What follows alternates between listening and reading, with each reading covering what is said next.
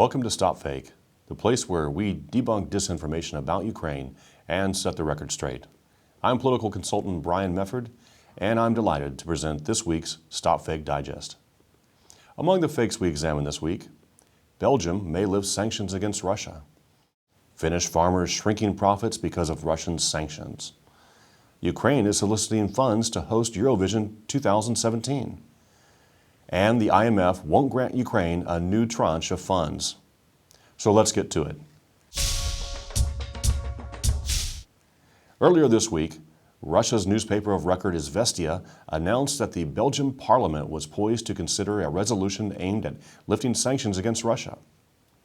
Izvestia's source was the official Russian news agency TASS, which reported that on July 12th, MP Aldo Carcacci registered such a document in the Belgian lower house of parliament. The resolution is merely a recommendation, and it cannot lead to a unilateral Belgian decision to end sanctions against Russia. Sanctions which are collectively enacted and enforced by all members of the European Union. Aldo Carcacci is a member of the Belgian People's Party and is the only MP from that party in the 150-member Belgian Chamber of Representatives. Should the resolution actually pass in the Chamber of Representatives, it would also need to be approved by Belgium's upper house, the Senate. TASS, however, fails to mention this important detail.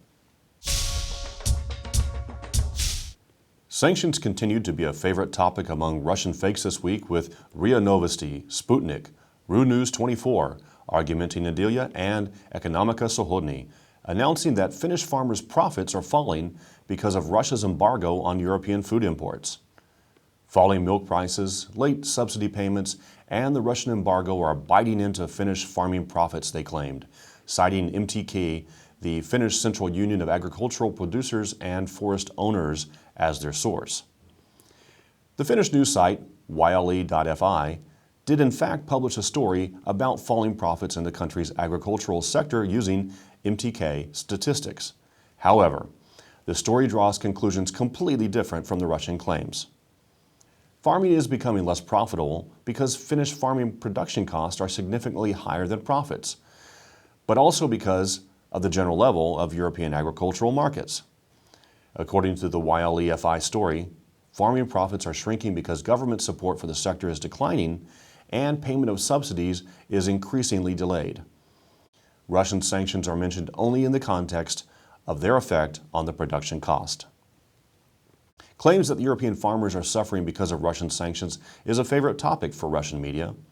They're typically based on inaccurate information, ignoring the real reasons for problems in the farming sector. The Russian website Ukraina.ru announced that in preparation for the 2017 Eurovision Song Contest, Kyiv is soliciting funds for the event and going around the world with an extended hand. Using a Russian idiom, samira ponitki, which literally means to collect thread all over the world to make a shirt for a naked man, the publication cites the deputy director of Ukraine's national television company, Victoria Romanova, who described how Ukraine is raising the necessary funds for the contest. Romanova explained that the Eurovision 2017 contest will be financed partially by Ukraine's official budget, the European Broadcasting Union, EBU, and by sponsors. She does not mention any problems with financing, nor does she imply that Ukraine needs help raising the necessary funds, something that Ukraina.ru pushes very hard in its fake story. All Eurovision Song Contests are financed according to the same formula.